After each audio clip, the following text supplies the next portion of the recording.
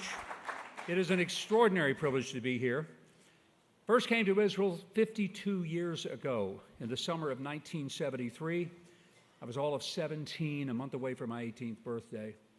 I've been coming back ever since, and every time I come, I just can't wait to get back the next time. But never did a little kid from Hope, Arkansas, who grew up thinking he would never get 30 miles from his hometown, imagine that one day the President of the United States would give me the extraordinary privilege of representing my president, my country, to be the ambassador to the State of Israel. And I want you to know tonight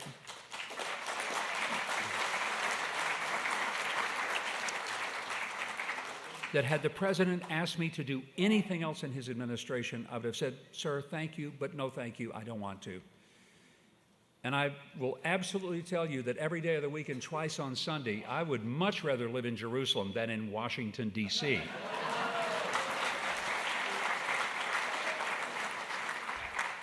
In fact, I think the people of Israel said, "President Trump, would you send us a Maccabee?"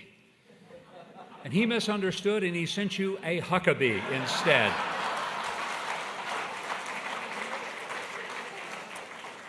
I cannot tell you how intimidating it is to come and speak right after Sid, and before that, Bruce Pearl. Bruce had me so motivated, I think I could have hit a three-pointer from mid-court. No wonder he's Coach of the Year, and no wonder his team was in the Final Four. I'm not very good at playing any sports, but I believe I could have come out of the locker room, suited up, and taken on anybody tonight after hearing him. I'd like to think that I could have been a great athlete. As a little kid, I dreamed of quarterbacking the Dallas Cowboys to a Super Bowl. These days, I don't think anybody will ever do that again. And I told Sid before the speech, I knew he was going to light the place up, but I said, "Sid, your problem is you just don't have any enthusiasm." This is at the point of the program. You've been here for a couple of days. You have an extraordinary speech coming up from Mark Levin, who's one of the most amazing, brilliant people on the planet. When I was governor and we used to go to these events that had a lot of speakers, sometimes we would say, everything that needs to be said has been said, but not everybody has said it yet. So that's where I am on this particular program, I'm pretty sure. When I got to Israel, the first thing that I did as ambassador sent by President Trump was to take a prayer that he had handwritten, given to me, and I brought it on his behalf and took it to the Kotel because I didn't think of anything that would be more important in becoming his representative and that of the United States than taking a prayer for the peace of Jerusalem to the Kotel, placing it in the wall on behalf of the American people. And that is how I started my tenure. I'm proud of the President for doing some things immediately when he was sworn in. He reversed a lot of the ridiculous policies of the previous administration, one of which was to not give Israel the necessary tools to fight a war against the worst savages that we have seen, not just in our century, but perhaps in human history, because they did not grow up in a tribal world without the possibility of an education. They did the most awful things to other human beings, and not only did they do it with a sense of mission and purpose, but they were actually proud of it and called back home to boast to their parents that they had murdered Jews. I think all of you know I'm not Jewish. I can't pretend that I'm one of you, but I can tell you with heart that when Sid said, "We don't have any friends," I wanted to stand up and say, "Well, you got at least one in this room, and it's me."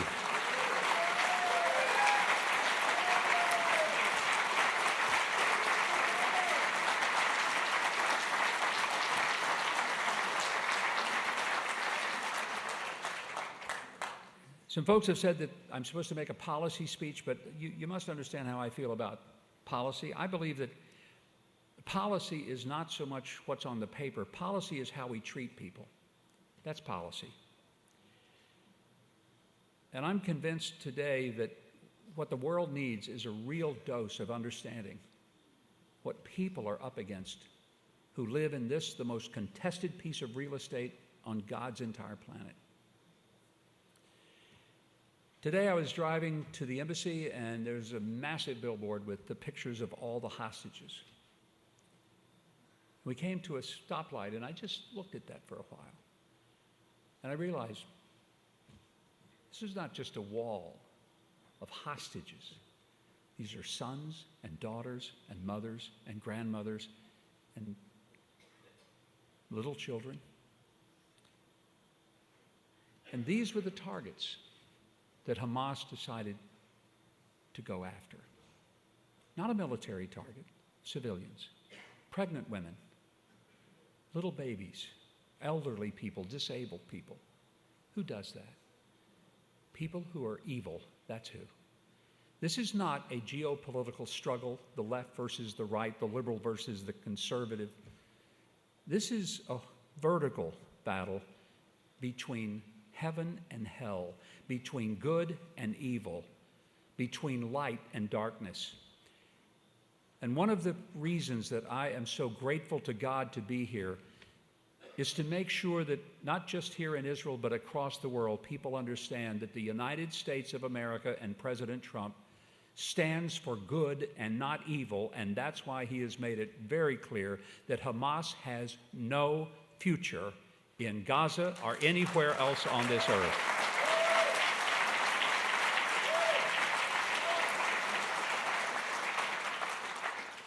People ask me, what's your primary objective being here? Well, the first thing is let's get the hostages home, and let's get them home now, every last one of them. The President's made it very clear. He's given to every ambassador the simple instructions of do what we do to make America stronger, to make it safer, and to make it more prosperous. I want Americans to understand that our relationship with our ally Israel is not a one-way street. It is not that Israel benefits so greatly because of its relationship to America. It is also that America benefits greatly from its relationship to Israel. We are the beneficiary. What we do in so many ways is paltry compared to the many ways in which we are able to share military technology, that we're able to share intelligence that saves the lives of Americans. But then there are the more practical things, the medical advancements that were created right here in Israel that has saved the lives of thousands of Americans, including many of our own relatives. But Americans don't realize that. They think we invented everything. We didn't. More Nobel Prize winners for science in Israel than any other place on earth as a country, in this tiny little country. But we benefit from the technology. I tell Americans all the time, do you like a cell phone? Thank Israel for that. You wouldn't have one without them. Agricultural innovation, nobody's done it like Israel. There was an Israeli farmer, he bought a piece of land down in the Negev. It was absolutely worthless. It was dirt, it was rock, there was nothing there. It was pathetic. Like the Israel that I saw 52 years ago when I first came.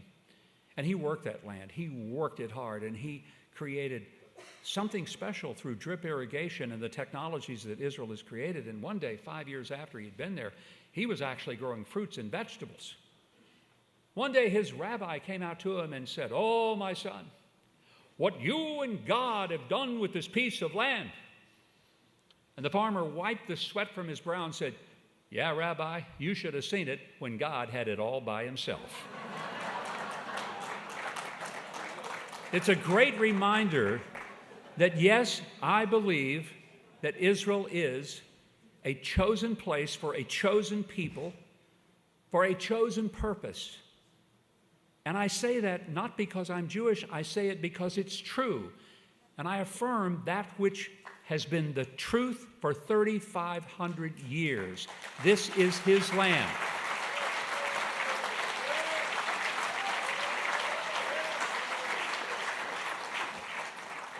And I realize there are a lot of people who don't want to get into the spiritual side of things and just sort of dismiss that. But folks, there is no explanation for the United States of America other than that there was a God who intervened on behalf of those incredible colonialists who truly thought that it was better to die than it was to live as slaves and under a tyranny. And people don't sometimes fully understand that one of the reasons that our alliance is so strong is that it's not political, it is spiritual, because the only explanation for the creation and the survival and the victory of Israel is that God's hand is upon this land, and it always will be. Let us never doubt that.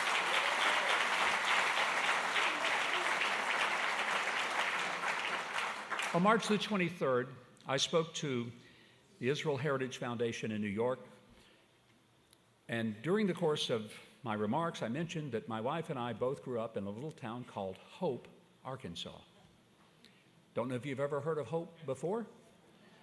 Someone else was born there, but he moved away when he was 5.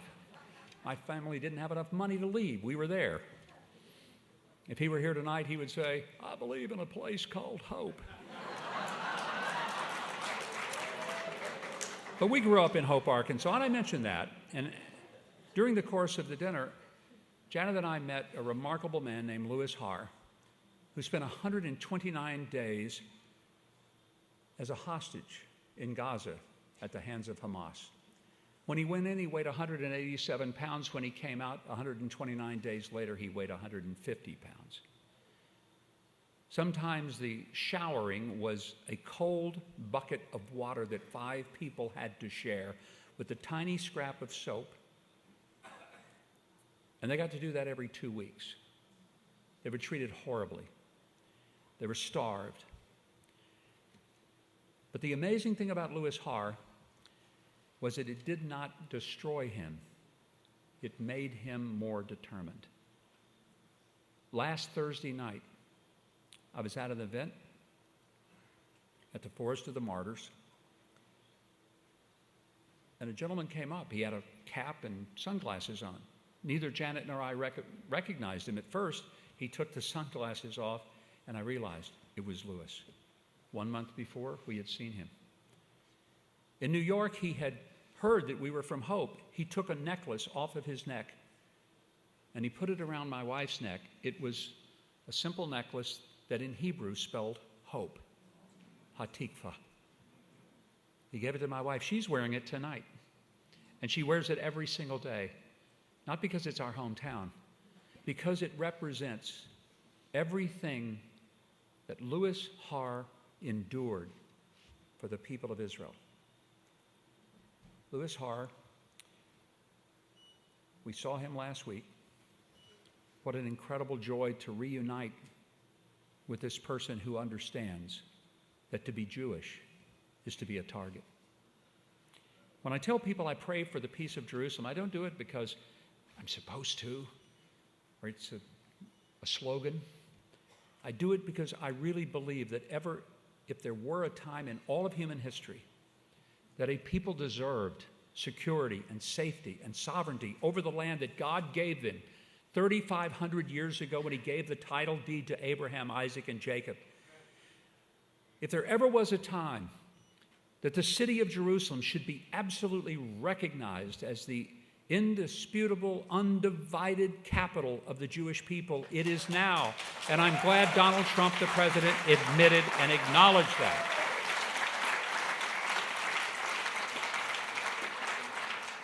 Just last night, I was at an event with the American Association of Americans and Canadians for Israel. I met David Lubin. David was actually born in Turl, Arkansas, which nobody's ever heard of. Even the people in Turl have never heard of Turl, Arkansas. His family later moved to Memphis and then to Atlanta. He had a daughter named Rose, and when she was 5 years old, they made their first trip to Israel. Rose was so captivated by Israel, kind of like I was when I was 17. Rose was Jewish.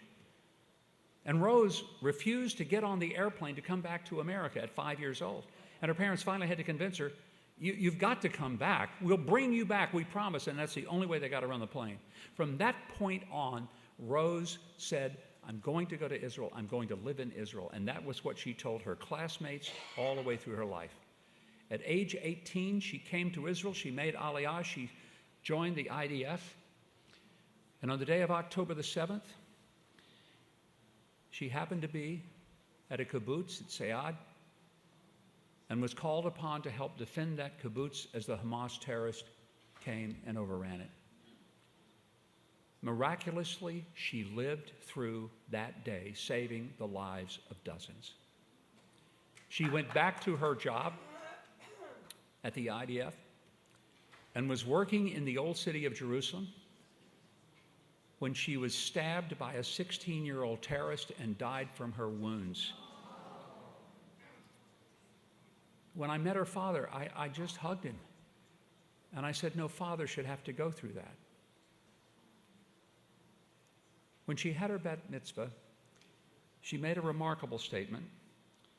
She said, there will be a time when I won't exist in this world. I will do something great for the world. That's what she said at her bat mitzvah. She said, I won't wait for the world to do something great for me. For Louis Haar, for Rose, for every Jewish mother who tonight will put their babies to bed and tuck them in and pray the siren doesn't go off so that they have to rush them to safety and shelter. I pray that we won't wait for the world to do something great, that we will do something great for the world and bring peace to Israel and peace to the Jewish people. I love you. I thank you. I stand with you, and God bless you all. Thank you very, very much.